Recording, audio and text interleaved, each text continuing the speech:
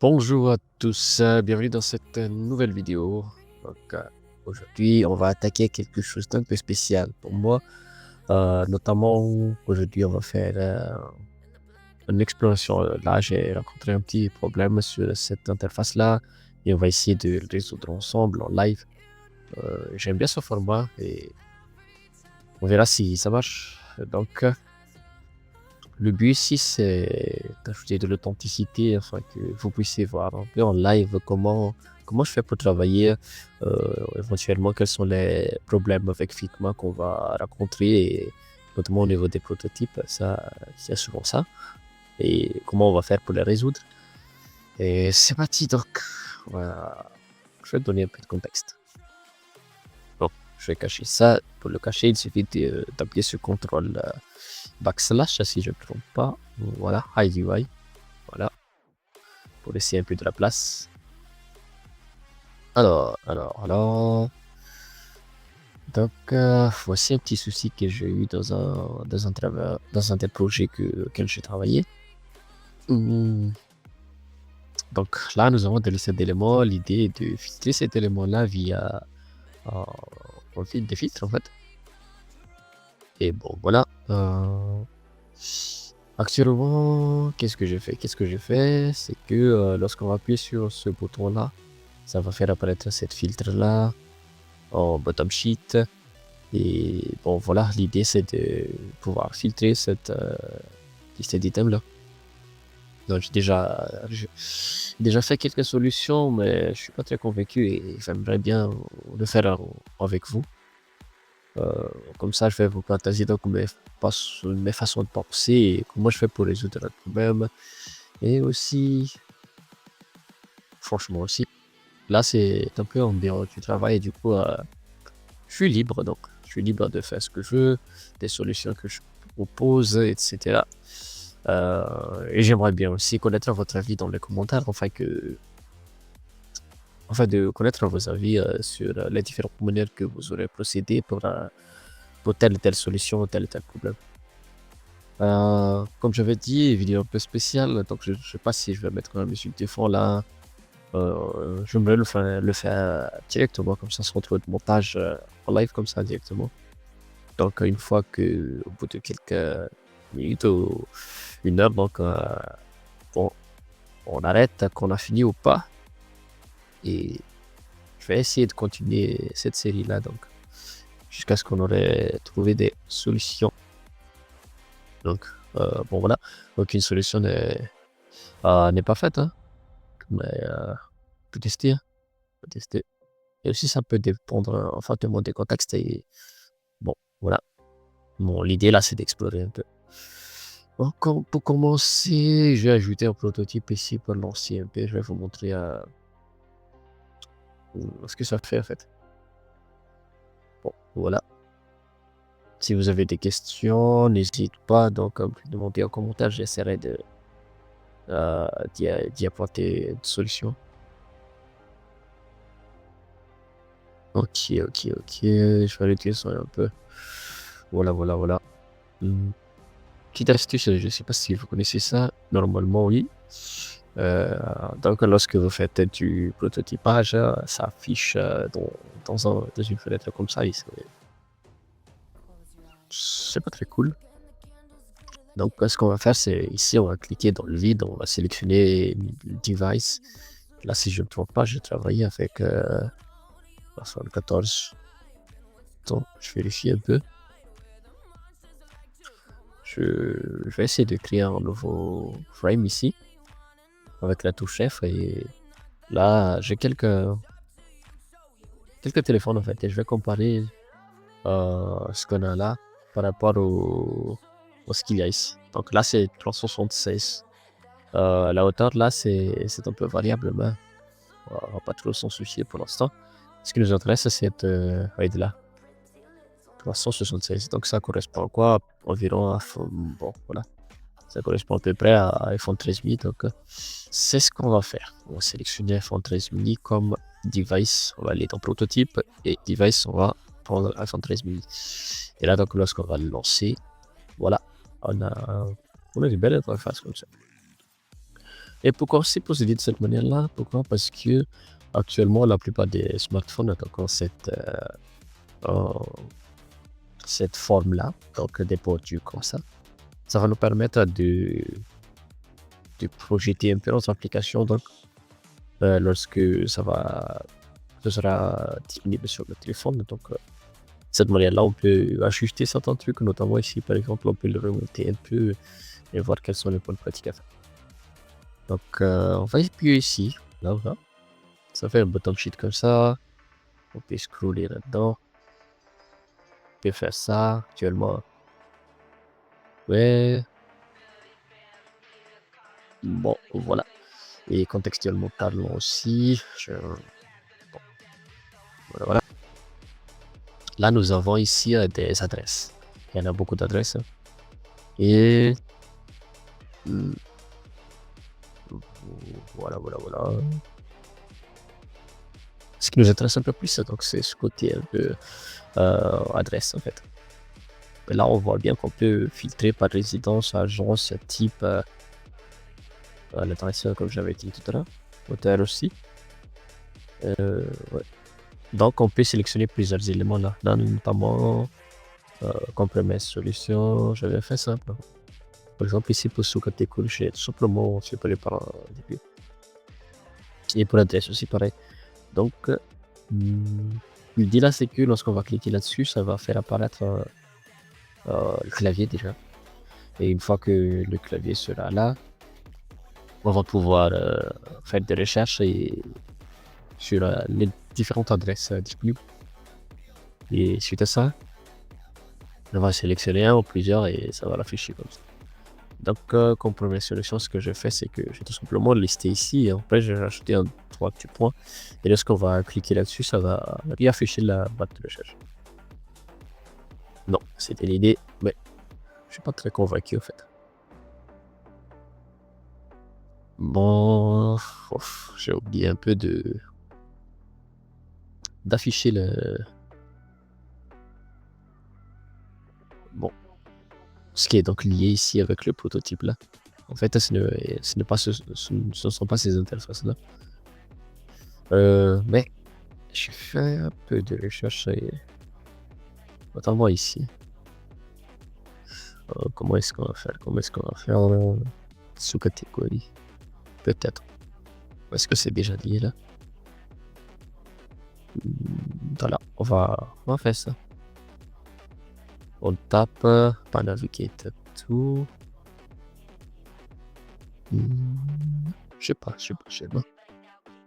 Le truc, c'est que il doit y avoir un clavier ici, juste en bas. Et lorsqu'on va appuyer là-dessus, ça va faire apparaître ça. Donc, comme première solution alternative, au lieu de faire quelque chose comme ça, je pensais mettre quelque chose comme ça. Ok. Mais je sais pas si ça marche. Déjà fait un peu quelques recherches, mais il n'y a pas trop de. Je n'arrive pas trop trouver d'exemples qui sont à peu près dans ce même style. Mais actuellement, je pense que ça peut marcher. On va essayer. On va essayer. On va bouger un peu ça. Voilà. On va le dupliquer. Oups, voilà. Et on va sélectionner. On va passer par euh, Create a Component Set. Voilà. Mais ça, on va l'appeler piste. Ah, voilà. Dans un premier temps, il n'y a pas ça. On peut l'enlever directement. Et après, qu'est-ce qu'on a d'autre?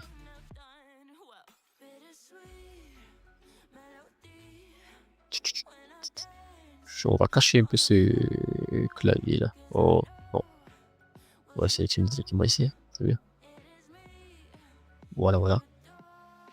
En fait, c'est un modèle plus flottant ici. Comme ça. Donc, par défaut, il va se trouver en bas. Et lorsqu'on va cliquer sur l'un de ces inputs là pour effectuer des recherches, ça va le faire apparaître. Alors, c'est sous catégorie. Donc, par défaut, il n'y a pas ça.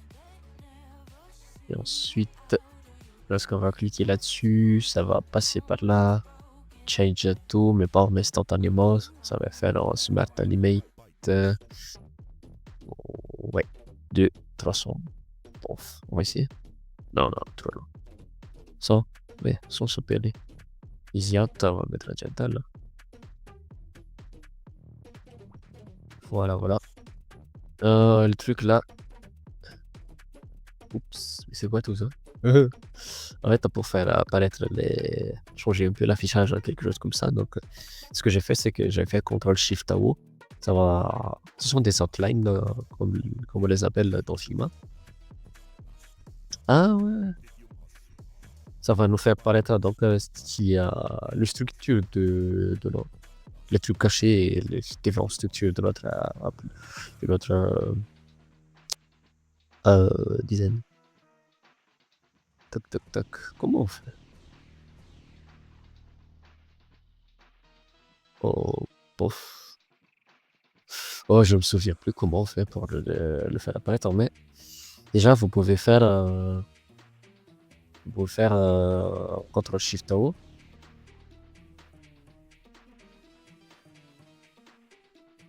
CTRL-SHIFT-AO comme ça. Et là, vous voyez bien que Outline c'est visible. Ou bien vous pouvez appuyer ici. Score dans le cas et vous tapez Outline. Voilà. Show Outlines. Voilà. Ou bien Hide Outlines. Voilà, avec le raccourci clavier qui va avec. Après ça, qu'est-ce qu'on a? Qu'est-ce que je voulais faire déjà? Ouais. En fait, je me demandais qu'est-ce que c'est que ce truc-là? En fait, c'est tout juste, tout simplement, un calendrier. Donc, le début de ce truc-là, c'est pas là.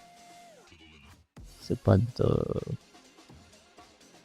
Est-ce que j'ai fait ça? Ouais. Donc, je vais mettre ça à 0. Voilà, le début, ça fait ça. Et le truc, c'est que l'idée de base, parce qu'on va cliquer ici sur catégorie, ça va le centrer un peu afin de laisser de la place. Et ça va faire apparaître le clavier. Et lorsqu'on va taper dessus, ça va nous faire des suggestions. Et pourquoi donc j'ai décidé de le centrer comme ça? Pourquoi? Parce que nous avons des suggestions ici. Et ces suggestions-là, ça va occuper de la place en plus du clavier. Et on a aussi notre input là qui devrait être bien visible. Et du coup, c'est pour ça que je l'ai centré. Alors, j'ai déjà vu ça quelque part dans certaines applications, mais au niveau développement, je ne sais pas concrètement comment ça va se passer. Hein. Je vais dupliquer ça. Je vais enlever ça d'abord. Voilà. Et ensuite, ça, on va l'enlever. Ça, je vais mettre un peu en mode focus. Je ne sais pas si c'est. Non, ce n'est pas un. Je vérifie. Non. Ce n'est pas un composant. Donc, ce qu'on va faire, c'est qu'on va mettre un petit stroke ici. On va le changer en. Bof, je mets rien ici. Voilà. Parce que ça, c'est lié au design system du projet en question. On va le détacher tout simplement. On va faire quelque chose de vite fait. Tout simplement. Voilà. Alors, vite. Voilà. Ça fait un peu style focus. Donc l'idée là, tu vas cliquer ici, ça va faire apparaître le clavier et l'input se met en focus. Et après ça, tu peux taper. Ça c'est quoi? Tu sais. Voilà. Stroke, on va le changer. Voilà, parce que c'est en focus. Au moment, on passe ça. Donc, comment est-ce qu'on va faire? Ici, parce qu'on va cliquer ici sur input, ça va passer à ça. Donc, c'est. Voilà.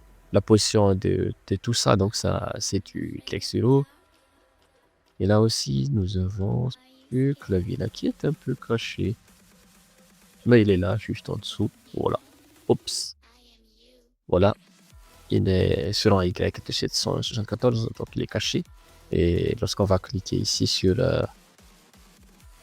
cette input sous-catégorie là. Oups, pourquoi ça fait ça? Pourquoi ça fait ça? Euh, oui, non, non, pas possible. Ça, ça. Oh, ouais, on peut dire ça. Juste pour tester, on va régler là. Donc, quand ça va passer à ça. Donc, le Y là, le Y de cet ensemble là, je sais pas comment je l'ai appelé, center content là, en fait, ça va se déplacer, ça va augmenter par là, ça va faut passer en négatif comme ça et ça va le centrer un peu. Et le clavier, lui, va s'afficher de cette manière-là avec le Smart Animator. Donc, Figma va le faire de manière un peu plus smooth. Je vais vous montrer après. Je passe ça. Qu'est-ce qu'on a? L'idée, puisque c'est des champs focus, là on a cliqué sur équilibrer. Donc pour 6 minutes tout simplement, on va cliquer ici sur eux et on va ajouter là. On tape gentle, blablabla. Ça va passer ça donc. Là, pas trop d'animation. Hein. Et en ce moment, c'est juste une exploration de piste, donc on va pas trop y aller. On va faire le plus simple possible. Voilà. Et pour ce composant là, je vais peut-être là le déplacer en haut. Ça nous gêne un peu. Voilà. Et. Là, c'est le default. Ça, on va le mettre à 2. Ça, on va le mettre à 3. Il ne faut pas qu'il y ait des conflits avec vos propriétés, vos valeurs, sinon ça va créer des bugs. Pas tout le temps, mais mieux vaut éviter. Mais voilà. Je sais pas. Ouais. Voilà, non. Donc le truc c'est, lorsqu'on va cliquer là-dessus, ça va s'afficher en overlay. Un overlay c'est quelque chose qui va se superposer sur une interface existante. Donc là, lorsqu'on va cliquer en dehors de cette interface-là, ça va le fermer. On va mettre un petit background de noir de 25%, d'opacité là, et on va sélectionner Move In. Ça va bouger de bas en haut. Mode gentle. 800, non, pas toujours 100. On mettra 100. Et pour aller à l'essentiel, voilà. On lance, on clique. Je sais pas si vous avez vu. Ouais. Je sais que je suis un peu perfectionniste des fois, mais c'est pour la bonne cause. Donc ça, on va changer ça en 200 millisecondes. On va actualiser et boum. Bon. C'est un peu mieux là. Bon. Qu'est-ce qu'on voulait vérifier? Ce qu'on voulait vérifier, c'est que lorsqu'on va cliquer ici, est-ce que ça va marcher? Ah, ça marche. Non. Voilà. Ça va se mettre au centre. Ah, voilà. Mais peut-être pas dans cet ordre-là.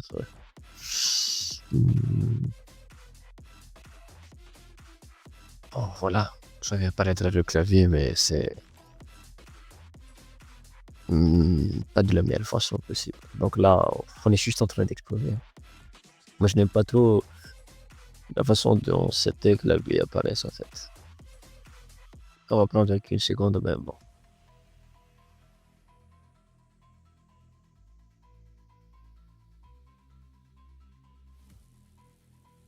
Ouais, je sais.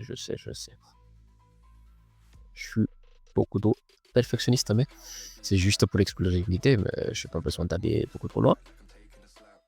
Mais là, on est libre, les amis. On est libre, on va faire un peu de la magie. Quelque chose qu'on aime bien. Bon, voilà. Dans ce premier temps, ce qu'on va faire, c'est que ça va apparaître ça d'abord au milieu et après, ça va passer par là. Ça, pas besoin. Le truc là, c'est que pas besoin de cliquer n'importe où, hein. Il suffit tout simplement d'attendre, on va dire, un certain délai, hein. On va dire une milliseconde, il va passer par là.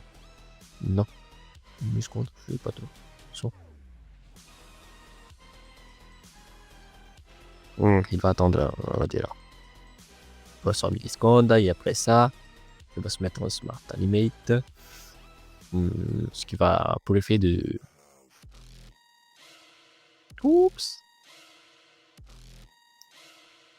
Ça devrait être là. Oups. Ce n'est pas dans le bon ordre. Ok. Je vais mettre ça en auto layout pour le déplacer efficacement. Voilà. Je vais recliquer là-dessus. Je vais déplacer le... Oups. Je vais déplacer ça sur celui-là. Cette variante-là. Ok. Bon. Voilà, il va attendre dans une seconde. Il va passer en Smart Animate Gentle là-dessus pour faire un peu l'animation pour l'affichage du clavier. Il va le faire en 100 millisecondes. Mine de rien, 300 millisecondes, c'est déjà tout le temps. C'est comme ça. Et après ça, on reprend. Voilà, on lance. On affiche ça. On clique. Voilà, quelque chose comme ça. Mais c'est beaucoup trop long. Ok. Donc, qu'est-ce qu'on peut faire? Là, on a dit d'attendre 200 millisecondes. Ouais, on va dire 100. C'est beaucoup trop long. Je sais pas si c'était dû à ma machine, mais je pense pas. Oups. Il fallait que je clique là, preview. Voilà, je clique. Bon, on va dire, c'est déjà mieux. Je sais pas trop pourquoi ça rend comme ça, mais normalement, ça, mais je pense que ça devrait pas prendre autant de temps, hein. Ou peut-être. Ouais, je sais. Juste un prototype, mec. Oh, c'est juste pour tester. Faut pas aller trop loin. Donc, on va cliquer ici. Tac, on va cliquer ici. Bon, comme vous voyez, normalement, ça devrait pas prendre tout le temps comme ça. Je sais pas si c'est pas possible que ça vienne d'une machine. Voilà. Et ensuite, on va recliquer sur quel bouton? Voilà, le E. Voilà l'idée. Je pense que c'est déjà assez mieux. Je sais pas si ça se fait, hein. Je sais pas si ça se fait. Mais. C'est juste une idée. Ensuite, on va cliquer ici sur équipement. Bim bam boum. Voilà. On tape. On va le faire en instantané. Pas besoin d'animation là. On peut le faire en instantané. On va ensuite supprimer ça. On va cliquer ça. Oups. Voilà. Et oups. On va prendre ça. On va coller. On va supprimer ça. Bon. On va supprimer ça aussi. Sous-catégorie, ça aussi, on va supprimer. Hop, soups. On va supprimer ça. On va supprimer ça. Voilà. Et ça aussi, pas besoin de faire autant de duplications comme ça. Donc, je vais le relancer, mesdames et messieurs. Tac. Dans tous les cas, mesdames et messieurs, je vais actualiser les deux. On peut scroller comme ça. Donc, théoriquement, ça peut être ici en haut, donc ça se met. What? Ça n'était pas prévu. Donc, sous-catégorie, on va cliquer là-dessus. On va faire apparaître le clavier. On va appuyer sur E, par exemple, pour rechercher tout ce qui est équivalent et qui est livré, équipement. On va sélectionner sur l'équipement. Ça va l'afficher comme ça. Bon, voilà l'idée numéro 1, mesdames et messieurs. Donc, c'est fini pour aujourd'hui. Bon, petite exploration, on va continuer plus tard. On va continuer ça plus tard, mais j'ai d'autres idées que j'aimerais bien tester. Plus tard, on va faire aussi d'autres recherches sur des applications, etc. On va pas se contenter tout simplement d'utiliser Figma. On va, bon, voilà. Bon, voilà. Voilà. Voilà pour aujourd'hui, mesdames et messieurs. J'espère que ça vous a plu. Si vous avez des questions, des remarques, des suggestions, des améliorations pour ce process dans Figma, pour ce type de vidéo, notamment au niveau du son, au niveau de tout en fait. Lâchez-vous dans les commentaires. Bon voilà, on est ici pour bien apprécier le développement, pas le développement, mais l'UI UX design côté mobile, les amis. Donc je vous dis à très vite. Ciao ciao.